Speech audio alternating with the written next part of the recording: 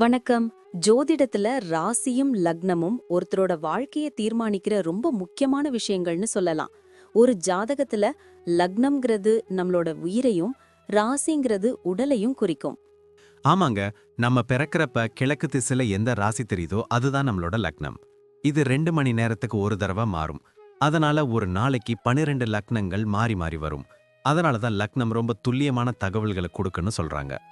சரியா சொன்னீங்க.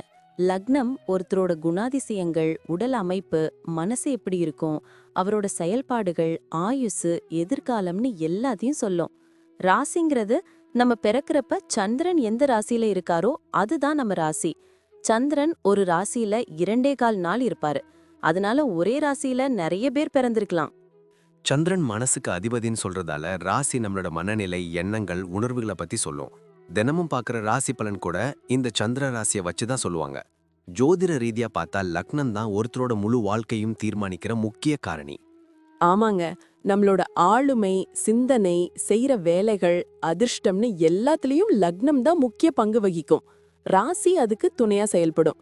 ஒருத்தருக்கு லக்னமும் ராசியும் ரெண்டும் நல்லா இருந்தா அவரோட வாழ்க்கை நல்ல முன்னேற்றமா இருக்கும். மேலும் லக்னம் மற்றும் ராசிக்கு அதிபதியான கிரகங்கள் ஜாதகத்துல எப்படி இருக்குங்கிறதையும் பார்க்கணும். ஒரு கிரகம் லக்னப்படி கெடுதல் பண்ற மாதிரி இருந்தாலும் ராசிப்படி அதே கிரகம் நல்ல பலன்களை கொடுத்தா அந்த கெடுதல் குறைஞ்சு நல்லதாவே மாற வாய்ப்பு இருக்கு. அதனாலதான் ஒரு ஜாதகத்தோட பலனை முழுமையாவும் துல்லியமாவும் தெரிஞ்சுக்க லக்னம் மற்றும் ராசி ரெண்டையும் சேர்த்து பார்க்கணும்.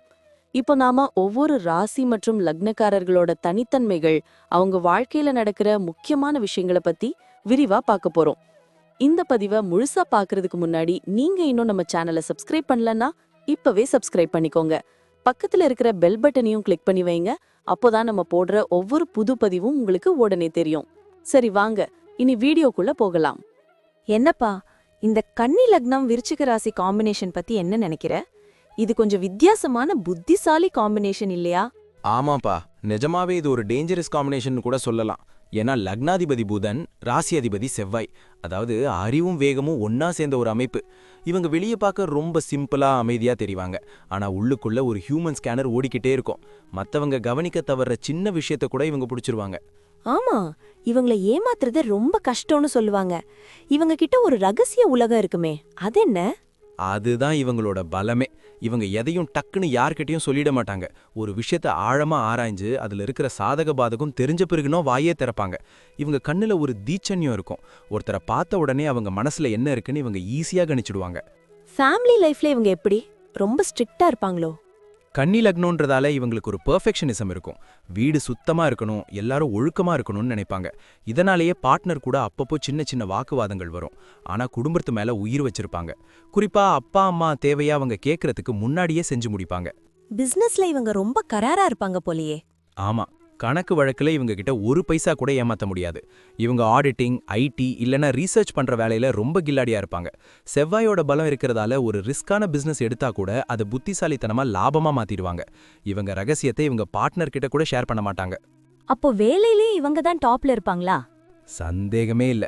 ஒரு வேலையை இவங்க கிட்ட கொடுத்தா அதை முடிக்கும்போது ஒரு துல்லியம் இருக்கும்.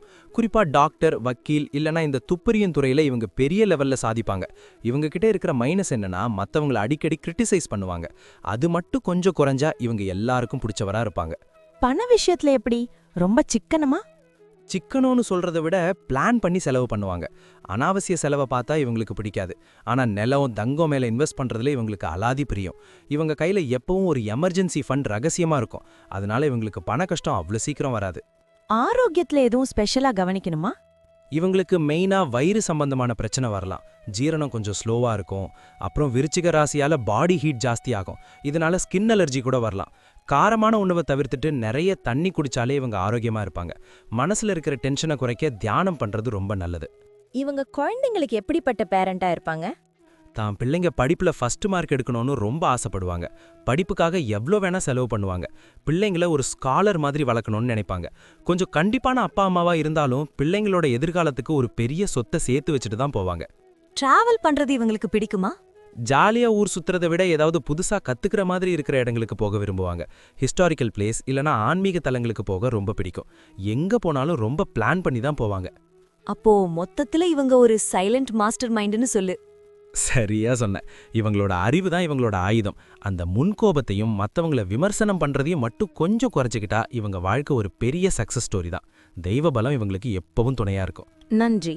நான் இப்போ சொன்ன விஷயங்கள் எல்லாம் பொதுவான பலன்கள் மட்டும்தான். உங்களுடைய சுய ஜாதகத்தை பொறுத்து சில விஷயங்கள் மாறுபட வாய்ப்பிருக்கு. ஆனாலும் நான் சொன்ன பெரும்பாலான விஷயங்கள் உங்க வாழ்க்கையில நடக்கும்னு நம்புறேன். இந்த வீடியோ உங்களுக்கு பிடிச்சிருந்துச்சுன்னா நான் அடுத்து பாகம் 2 எடுக்க தயாரா இருக்கேன். பாகம் 2 வேணும்னா பாகம் 2ன்னு டைப் பண்ணுங்க. நிறைய நண்பர்கள் பாகம் 2 கேட்டா சீக்கிரமே பாகம் 2 வீடியோவை பதிவு செய்றேன். இந்த வீடியோ உங்களுக்கு பிடிச்சிருந்தா லைக் பண்ணுங்க, ஷேர் பண்ணுங்க, நம்ம சேனலை சப்ஸ்கிரைப் பண்ணுங்க, பக்கத்துல இருக்கிற ஆல் பட்டனை கிளிக் பண்ணி வச்சுக்கோங்க. அப்போதான் நாங்க போடுற வீடியோக்கள் உங்களுக்கு உடனுக்குடன் நோட்டிஃபிகேஷனா வரும். உங்களுடைய எதிர்கால வெற்றிக்கு என்னுடைய வாழ்த்துக்கள். நன்றி. வாழ்க வளமுடன்.